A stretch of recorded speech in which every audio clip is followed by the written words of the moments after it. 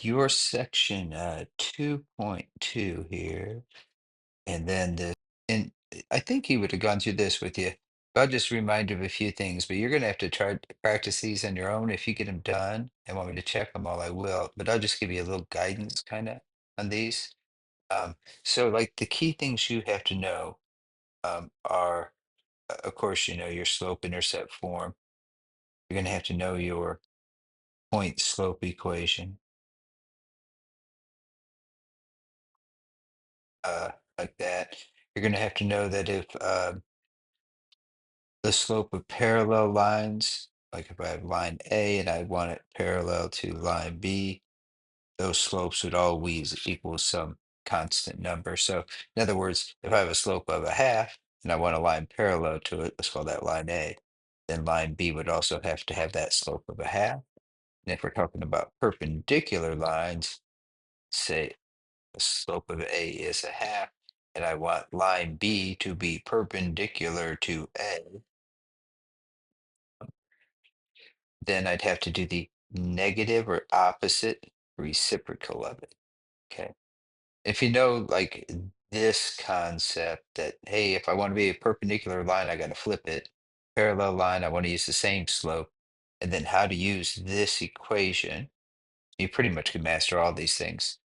So like all of them are just asking variations of, hey, do you understand all this stuff? So which of the lines is perpendicular to this? So you're just looking for a line that has, its slope is 5/3. Um, so who has a slope of perpendicular? You have to use that opposite reciprocal. So opposite sign and flip it over. So whoever has a slope of -5/3. Now there could be more than, or -3/5, sorry, the reciprocal. So right there we see one with the -3/5. This one has -3/5, but that's the y-intercept. You remember your slope is right next to the x. Now it did have one other condition, the y-intercept of 4. So this one has the correct slope and the correct y-intercept. Um, these, if you think about like the number 2 here, which one of these are all in this point slope form. So if you imagine, you can see they all have the same slope of 3. So you're not worried about that. You're just worried about which one has -4 plugged in for X and -8 plugged in for Y. So if I plug in -4 for X, it would look like X minus -4, which would be X plus 4. So I'm looking for one with X plus 4. You plug in the -8, you go Y minus -8. Well, that'd be Y plus 8 then because of double negatives. So you need a Y plus 8, no X plus 4. Okay. So that's what's going on. Each of these you can kind of figure out whether they asking which one could be the graph of this linear function. Oh, that guy has a negative slope. Remember, positive slopes go up into the right, negative slopes go up into the left. So search through your list there, find the negative slope. Um, these are actually going to be real simple problems, at least like this one would be because, see, they say leave it in point slope form. So I'll just do an example here and show you how simple that can be. So whenever they say write the equation of a line, in general, always just start with this equation. And to use the equation, you need two things. You need a point, which we call x1 and y1, and you need a slope, m. Sometimes they tell you a slope, sometimes they give you a second point, and you have to calculate the slope. But once you know a single point and the slope, you just have to substitute in. Let's say if I had a line that goes through -3, 2, and it has a slope of 5/2, and they say write the equation in point slope form. I just rewrite that equation, but wherever I see a y1 and an x1, I put in my y1 and my x1, and wherever I see an m, I put in my slope as a +5/2. And then the rest of my equation, x minus x1 is a -3. So you do have to watch out for things like this double negative. But other than that, this is your answer in point slope form. So that's all you do for a problem like that. When they say then write it in slope intercept form, what you have to do then is you have to just kind of rewrite it by distributing 3 times 5 is 15. And then you always have to throw this x value over and add it to the other constant. That tells you what your y-intercept would be in slope-intercept form.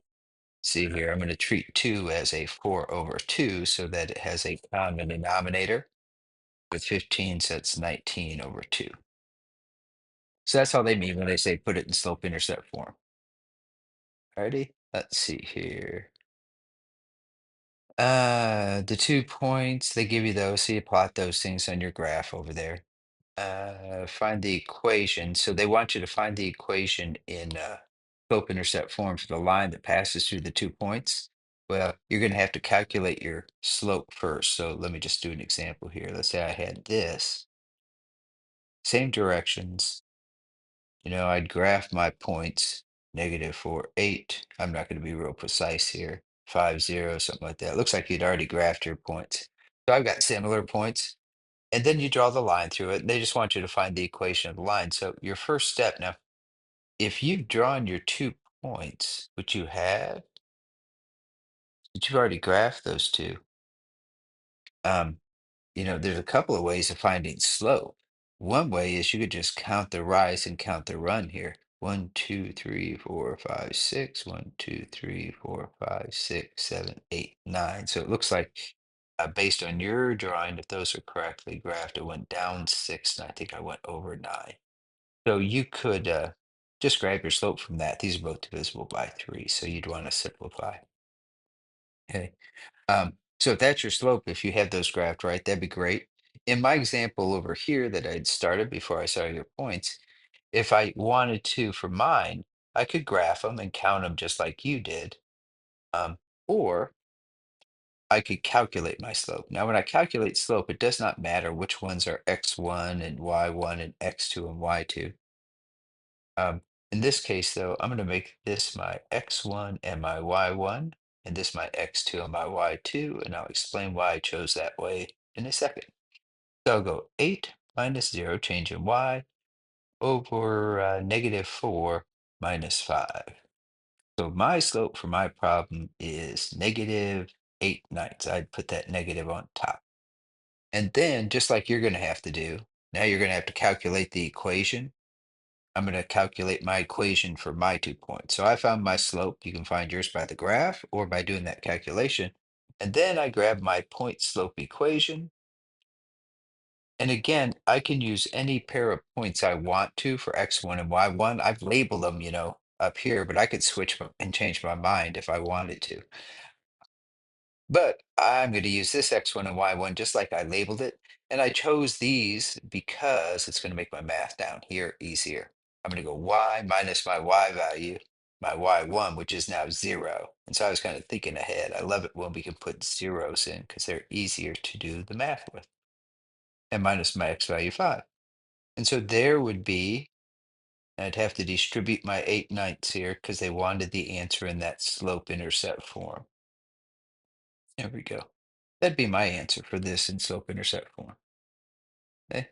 Then it asks you this question, does f of 30 equal -16? So like for me, they've just switched this to function notation, which means the same thing as y. But now they can ask the question, hey, what's the f of 30? Written in, this notation, which just means put a 30 in for your x. Of course, this is my own ordered pairs, not your ordered pairs. So it's not going to be 16 or whatever they said it comes out to be, -16. But this is how you'd find out. Let's see here. Mine comes out to -200 over 9, which does not equal -16. Yours may not. Um, if you think about where your graph would be, it's saying, hey, when x is way over here at 30, is it way down here at -16, which yours definitely could be. So you'd have to plug it in to find out. See here, 7. The graph is, the function is graphed with the point 3, 1. So there's 3, 1. Draw a line parallel to the one shown that passes through 3, 1. So, 3, 1. Yeah, you already got your point there. So parallel just goes exactly with it. And so this really illustrates the point. That's terrible there. I want to get this thing perfect. So if I want to have it parallel to this first line here, think about how its slope would be. This slope is up 3 over 2. So to be parallel, I'd have to also have exactly the same slope, up 3 over 2, or you can go down 3 and back 2, just like that. But now we're parallel. And we can see this one has a slope of up 3 over 2. So this new line also has to have that same slope. Okay, so that's the first thing you want to notice. And then, so there's your draw, and then write the equation. And they want it in point slope form. So you know your slope because it's got to have the same as the other line. And you've got the point it goes through. That's your x1 and y1. And so you should be able to now write that equation. And remember, always just start with this. And they want you to set, in this case, they say leave it in slope or point slope form. So you just plug in your numbers and leave it with, the X and the Y and the M, or sorry, everything will be filled in when you get done, right? You'll fill in for that, fill in for that, and fill in for this X1. And that'll be it. You don't have to do any math with that. Um, Between what two consecutive integers does the y-intercept of the line you drew fall? Just be careful here and find out where it goes. It looks like down 2, down 3 over 2. So the question would be whether it goes below, and it does look like it goes. I would just be very careful when I graphed it, so I wouldn't have to do any math here. Down 3 over 2.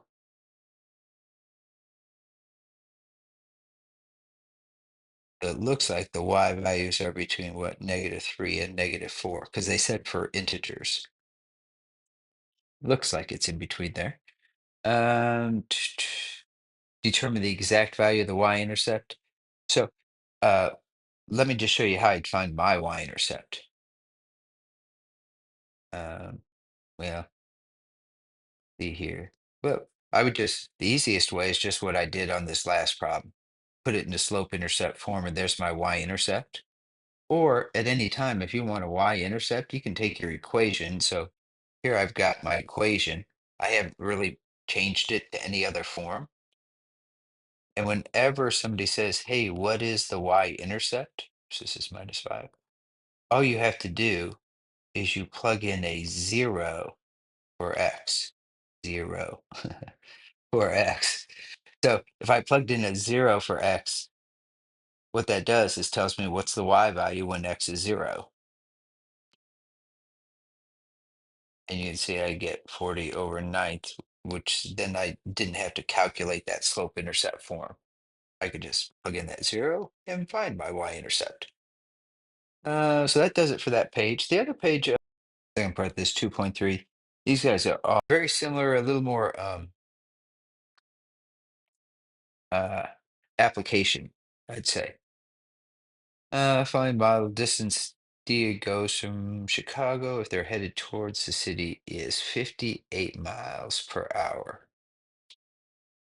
58 miles per 1 hour. And they started, so it's like their D uh, original where they started at. D sub 0 is 256, and they're driving toward Chicago. So all of these you almost have to go through one by one. But before we can go through them one by one, you really have to give them a good crack. So the first thing is these are all going to be linear. So we're looking at equations that are in general y equals mx plus b. And in general, one of the things they give you will be a slope. How do you tell it's a slope? It's a ratio, something to something else. Okay. And if you remember, slopes are delta y's over delta x's. So right away, like when we're trying to figure out which of these equations we want to use, um, we know the y value is going to be measuring distance and it's going to be in miles. And so you can see all these y values are distances. That's your numerator of this slope. And that's the y value note saying, hey, I'm measuring miles with my y. My x's are measuring time. And so you can see the slopes here. They got 256. Now, oops, there's the slope -58. There's the slope +58. there's the slope negative 256. So this isn't the one you want. This isn't the one you want. And then after that, what you have to do is really look at the context of what the problem is saying to try and figure out what's going on. So drawing pictures helps. A driver is from Chicago. If they're heading towards the city, a driver is from Chicago. So if this is Chicago here, and let's say we're down here in Decatur, and so this person, here's their car, and they're headed towards Chicago, headed in that direction. And right now they are, this distance on their map is 256 miles away. And so in context, they're heading towards Chicago. So this distance here is getting shorter and shorter and shorter. So your equation, which calculates distance, should get a lower and lower number. And so if we think about, they started 256 away and they're taking away, what was it, 58 miles every single hour. Now we usually don't put units in this thing, but if we looked at units, it'd be 256 miles, which is a measure of distance in miles, minus 58 miles for every 1 hour. And the equation takes it times t, which is measured in hours. And so when you do this multiplication, you don't include units as you multiply, but if your units are correct, you can see how the hours would cancel hours. And you'd end up with an equation that has 256 miles minus, and this quantity would be measured in miles. So you get miles minus miles, which is a distance. Okay. That's what's going on when you write the equation and how it works out with units and everything. And notice, these equations are very similar. One, not this one, but this one here, up here, 3, and equation 2 are very similar. But this one would add to your distance, and this one shortens your distance. So you got to look at the context of the problems. All right. Uh, I don't want to go through all these things because you do have to just spend time looking at them. And then after you get some ideas, you can have me check them. I'd be more than happy to. Um, let's see here. The cost of producing X bikes is given by. So there's your cost. Let's see what X is. The revenue gained by selling. Okay, so by selling X bikes. So I know what X is. So C is cost. X is number of bikes. X bikes, 2 bikes, 3 bikes, 5 bikes. Um, the revenue is R equals 350X, where X is again number of bikes. So this tells you how much it costs. Make one bike, it's going to cost you $22. 1 times 22 plus the 132. The amount of money you make would be 350 times X. So 350 times 1. Tell you your money, your revenue. Okay. If the profit defined for, if the profit P is defined as, so your profit is your revenue, how much money you bring in, minus your cost. Which of the following is the equation for P? You just want to subtract those two. Okay, so it's 350 minus, and you got to subtract the whole C. So make sure you stick that thing in parentheses to say I'm subtracting the total cost, which is that quantity.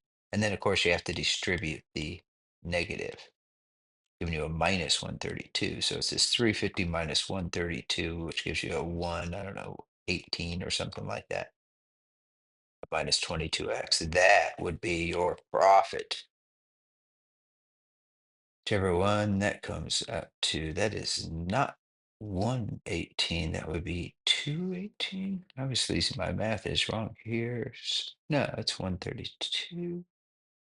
350 minus 132. That right. 218. There we go. We're looking for a 218. And none of those match either. What did I do wrong? 22 plus 132, so it'd be 350 minus 132, which gives you the 218. Profit in terms of X.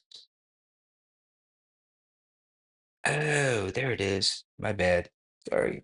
Uh, I wrote it down wrong right here. This is 350X. I combined the wrong like terms because I dropped my X right there. My bad. Sorry. So this would be 350x minus 22x minus 132. It's those two we have to subtract. So that's 328x minus 132. There we go. 328x minus 132, it looks like. Okay, so just kind of keep going through these. Try to find, they'll tell you what to do, but you just got to look for it. The average temp of the planet is expected to rise an average rate of 0.04 degrees Celsius per year. 0.04 degrees Celsius per year is a slope. Let's see. The average temperature in the year 2000 was 1471. So here you can see they've written the equation for it. They said, hey, here's my temperature in 2000. And then each year it's going up by 0.04. And you can see the multiplier. If X is 1 year away, 0.04 degrees. Two times 0.04, so zero point 0.8, 0.08, the temperature would go up. So there's your average temperature, your Celsius temperature counter, and X is years since 2000. The year 2000, X would be 0, your temperature 1471. 1 year later, it's 0.04 higher, et cetera, et cetera. Okay, what's the average temperature in the year 2100? Well, just put in a 100 in for that value, right? We could put 14.71. Plus, it's nice, they gave us 100. 100 times 0.04 is just 4. So that'd be 18.71 degrees Celsius. Determine the number of years X it will take the temperature to reach 20 uh, degrees Celsius, round to the nearest year. So in this case, you're going to take this equation and you're going to solve it for X. And you want to find out when it's going to equal 20 degrees Celsius. Okay, so subtract your 14, divide by 0.04, you'll have your answer. Sketch a graph of the average temperature range for the interval 0 to 200.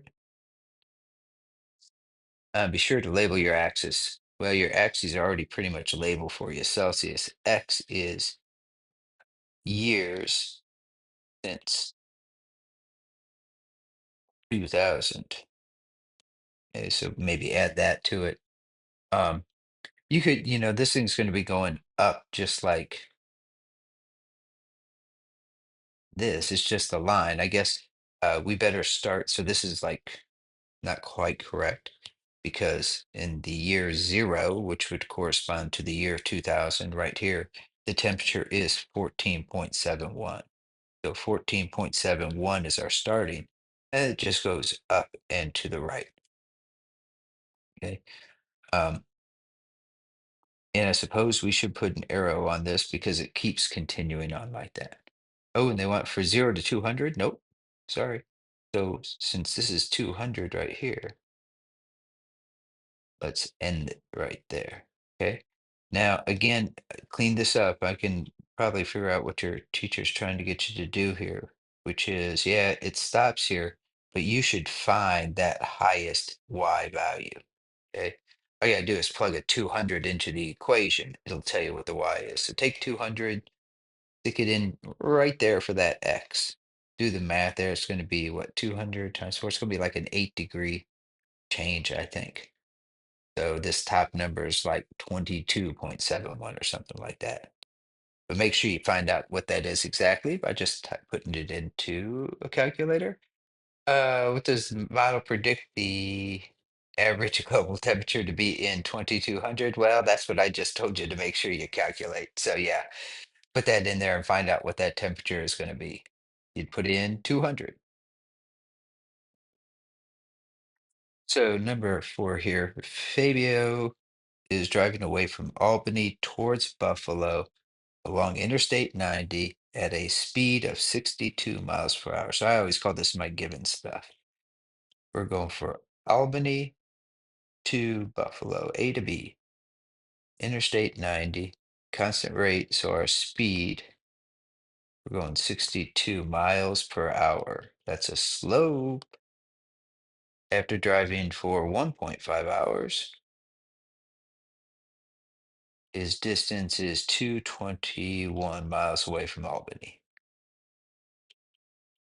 from A. All right. Write a linear model for distance. Fabio is away from Albany as a function of the number of hours. So we want distance as a function of hours, d of h. So d is our y's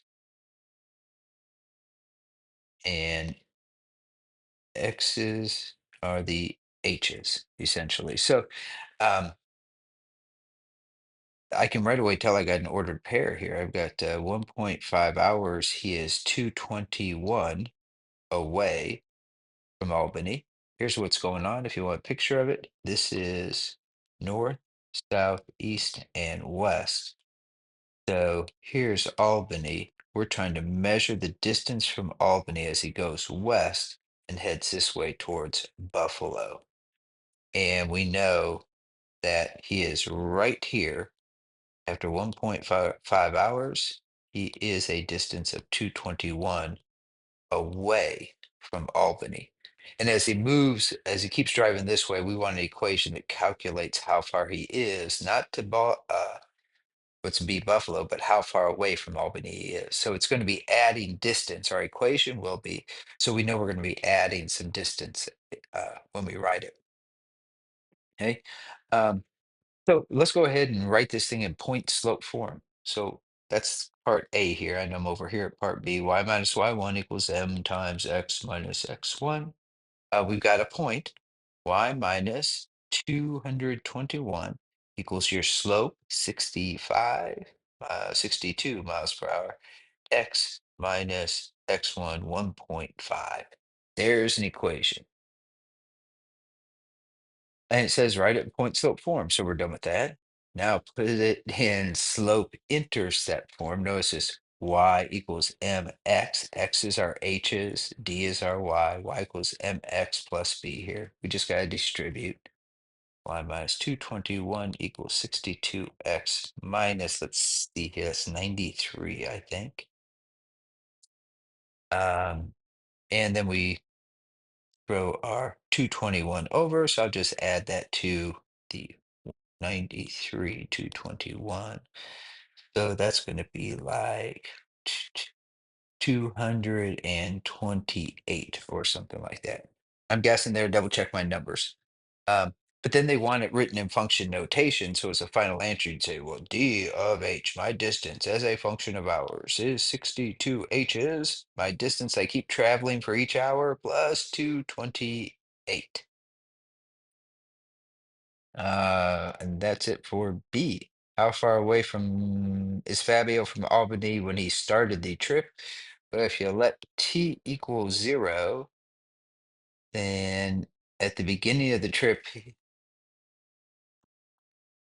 how can he be 228 miles away if after 1.5 miles he's at, what did I do wrong here? That must be 128. There we go. Yeah, I better run off to the side and double check that math before I keep going. I think that's a 128. So at t equals 0 times 0, he'd be at 128 miles away. That makes a little more sense. And if total distance from Albany to Buffalo is 290, determine how long it takes for Fabio to reach Buffalo. So just set your equation equal to 290. Subtract your 128, divide by 62, and you'll be good. So not too bad. Um,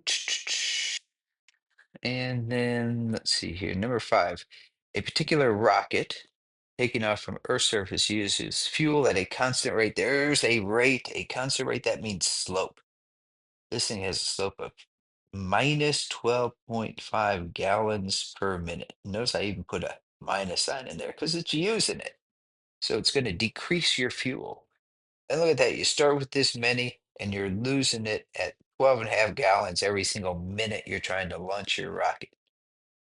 Determine a linear model. Boy, we don't even have to do any math for this guy. My fuel as a function of time is what I start with. I start with 225 gallons, and you're taking away 12.5 times t, because every time a time ticks by, what do they use in a minute here? Every time a minute goes by, you lose another 12.5, and there's your function. You could do the same thing with y minus y1 equals m times x minus x1. You'd say y minus at time 0. Oh, I had 225 gallons. My slope is negative 12.5. And my time at time 0 is 0. And if you did this equation, 225, you'd get the exact same result as just writing it down and thinking about it. Hey, of course, it's in the opposite order, but that doesn't matter. My slope is negative 12.5 in both. And I start with 225. This is a sketch of the graph, and it should look like using your calculator, determine the x-intercept, y-intercept of this model, and label them on the graph at points A and B, respectively. So if he teaches you how to use the calculator, just type that thing into your calculator, hit trace, type in the number 0, it'll tell you your y-intercept. Um, but if he hasn't taught you that, you can find them by hand really quickly, right? To find point A up here, let your x equal 0, right? Because this would have coordinates 0 something. So you plug a 0 in right there, that's 225. We know him. To find B down here, you do the reverse of that. You say, well, I don't know what x is, but I know y is 0. So you set your equation equal to 0, 12.5t, subtract 225, and divide by 12.5, and that would tell you how much time or what time it is for that, or what the x value is for a y value of 0. All right, that should do it. Hope I didn't go too fast. Again, try those things, see if you can make sense of what I talked about, and let me know if you have problems.